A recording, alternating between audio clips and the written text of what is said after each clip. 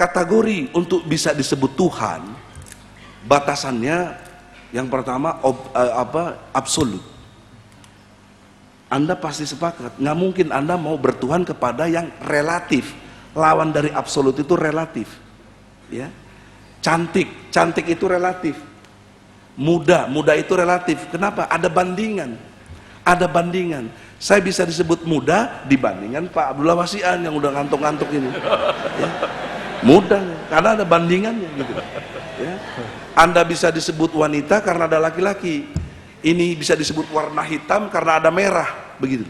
Tidak bisa disebut hitam kalau ada semuanya hitam. Nah, jadi logika relativitas ini mengantarkan kepada satu bentuk absolut, pengertian yang absolut. Nah, kalau kita mau bertuhan, kategori yang kita harus tuhankan adalah yang punya nilai dimensi absolut. Yang kedua, distinct itu lain daripada yang lain. Tidak bisa dia dipersamakan dengan kita atau yang diciptakannya, karena kalau dia sama dengan sesuatu, mau ngapain bertuhan? Masa Tuhan gondrong, kan lucu Tuhan gondrong, ya. Atau nggak pakai baju dan lain sebagainya. Jadi perbincangan logika jadi susah gitu loh, ya.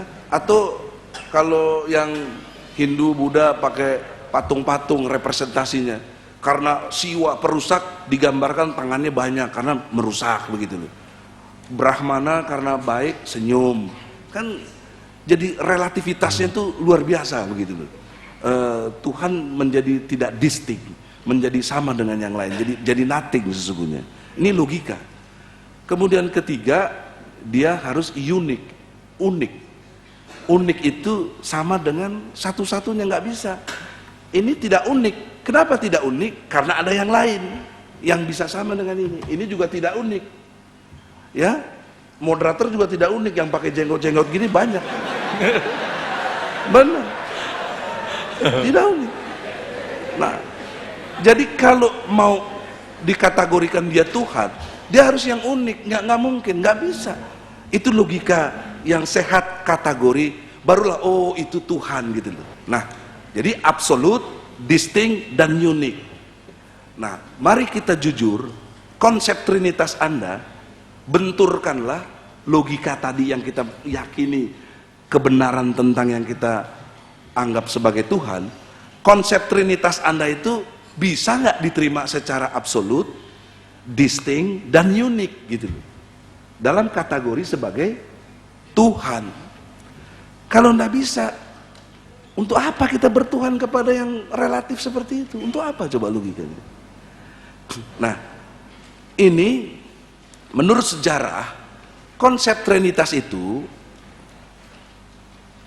yang saya pahami, mungkin saya keliru, tolong luruskan saya, itu buatan Santa Paul, Pak, ya, di Damaskus. Memang dia hidup bersamaan dengan masanya Nabi Isa, kalau versi kita Nabi Isa, ya, atau menurut Anda Yesus Christ, ya, tapi dia tidak pernah bertemu, ya, dalam konteks sejarah kehidupan Santa Paul. Dialah yang membuat konsep Trinitas ini, Tuhan Bapa. Kemudian diikuti oleh kaum gereja di Swiss sebelah barat. Pernah ada konsili istilahnya, Pak, ya, di Efesus juga kan begitu, tahun 325 atau berapa, mudah-mudahan pas begitu.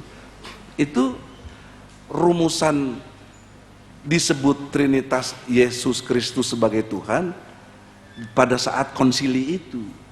Jadi Yesus dinamakan Yesus sebagai Tuhan itu hasil kongres, gitu loh, hasil musyawarah gitu. Hasil kongres, namanya apa nih Tuhan kita? Yesus. Itu di kongres itu, saudara-saudara. Kalau dalam konteks sejarah yang kita baca di dalam kehadirannya, karena kalau konteksnya ansih Nabi Isa, dia membawa Injil, dia mengimani Allah, ya, makanya Anda masih juga nyebutnya Allah, ya Allah. Kenapa? Yang absolut, distinct, dan unik, ya. Itulah jarak waktu antara Rasulullah dan Nabi Isa 600 tahun kurang lebih.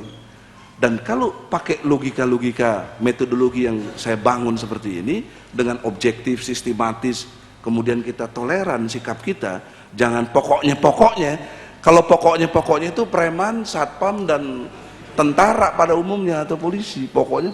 Tapi kalau orang intelek, orang yang berakal, oh iya, dikasih tahu tuh ngerti gitu, ya.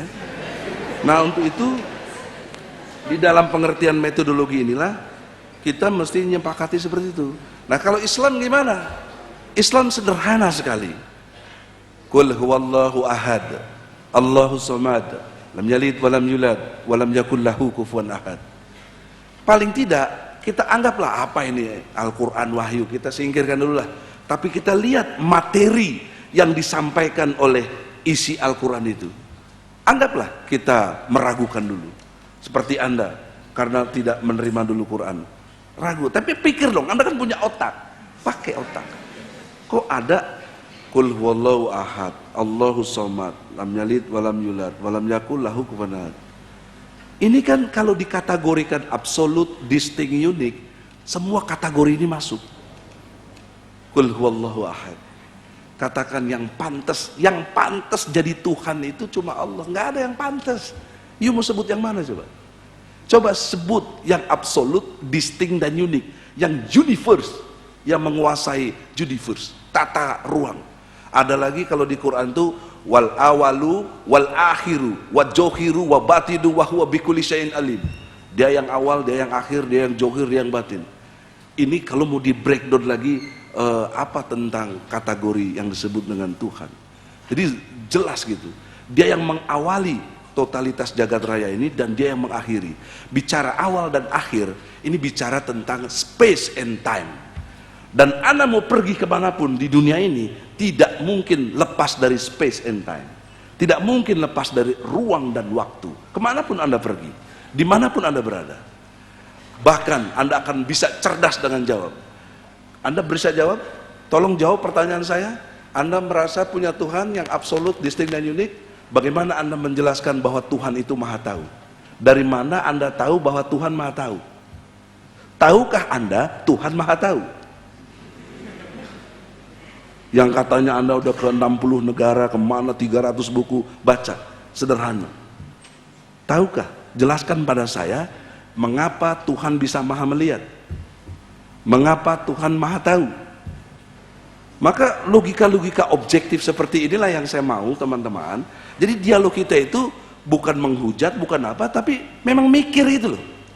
Itu artinya mikir, berpikir. Kita sepakati dulu, apa arti berpikir menurut Anda? Menurut saya berpikir itu membandingkan, ya. Menurut Anda apa? Kenapa anak kecil kalau ada pisau, ada api nggak bisa bandingin, dia pegang aja, kemudian api dia ini, karena belum bisa membandingkan, artinya belum berpikir. Bagi kita yang disebut berpikir, karena kita sudah mampu membandingkan. Lu goblok lu, nggak mikir, kenapa? Pada saat dia goblok dia nggak bisa banding, ini salah, mestinya yang ini, kan begitu. Nah, begitu juga ini dalam konsep soal Tuhan, absolut, distinct dan unik. Pilihan kita, kecerdasan kita untuk melihat kategori yang berkait dengan konsep Tuhan, absolut, distinct dan unik. Kita lihat masing-masing agama. Kalau Hindu Trimurti, dan Trimurti itu diwakili oleh peristiwa budaya Gorinda Das yang membawa Trimurti itu. Dan dia bergantung kepada budaya setempat. Makanya Hindu di India dengan Hindu di Bali berbeda amat sangat. Di India misalnya sapi sangat diagungkan, di Bali sapi dipotong jadi kornet gitu. Itu karena memang lokalisasi budayanya, daya serapnya. Tapi konsep Tuhannya Trimurti. Sang Yang Widi ketika mencipta sebagai Brahma, Sang Yang Widi ketika merusak sebagai Siwa, Sang Yang Widi ketika memelihara sebagai Wisnu. Itu Trimurti. Kalau Buddha malah tidak punya konsep Tuhan. Buddha hanya pikiran-pikiran dari Siddhartha Gautama. Tidak ada konsep Tuhan Buddha. Anda boleh tanya sampai kapanpun, sampai kata orang Jakarta, sampai pale ente botak bekutil, tidak ketemu konsep Tuhannya Buddha. Enggak ada. Sebaliknya kalau Hindu sampai kapanpun Anda nggak pernah ketemu siapa pembawa ajaran pertama Hindu, nggak bakal ketemu. Siapa pembawa ajaran Hindu? Nggak ada.